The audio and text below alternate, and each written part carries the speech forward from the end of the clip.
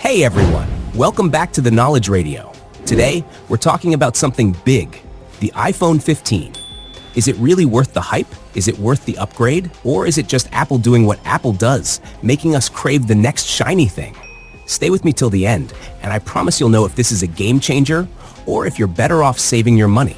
Let's dive in. Okay, first, let's talk about the design.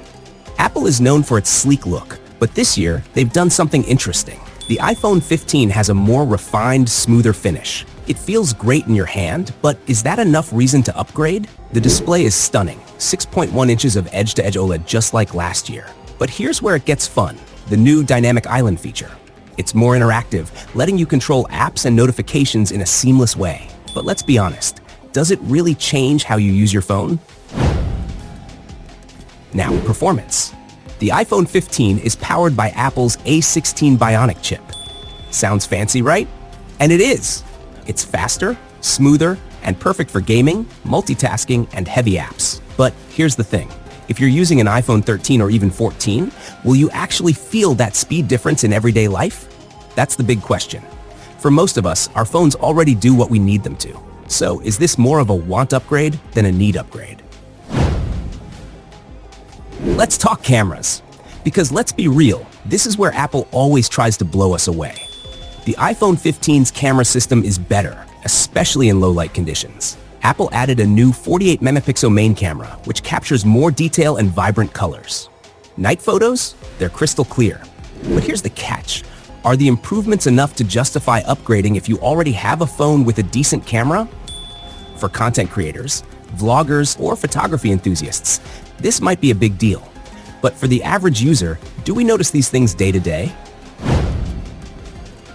All right, battery life. One of the things we care about the most. The iPhone 15 does have slightly better battery life, but it's not a huge leap. You'll get through a day, but if you're expecting a miracle battery, this isn't it. And yes, the iPhone 15 has finally adopted USB-C.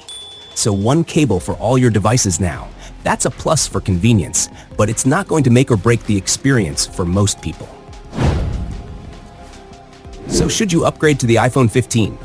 Here's the deal.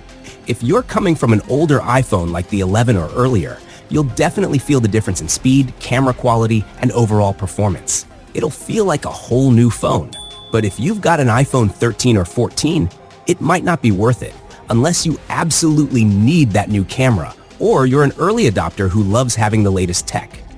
In the end, the iPhone 15 is a great phone, but it's not revolutionary. It's a solid update, but whether it's worth the price depends on what you're looking for. Thanks for sticking around. If you found this review helpful, make sure to hit that like button and subscribe to the Knowledge Radio for more honest reviews and cool tech insights. See you in the next video. And remember, knowledge is power.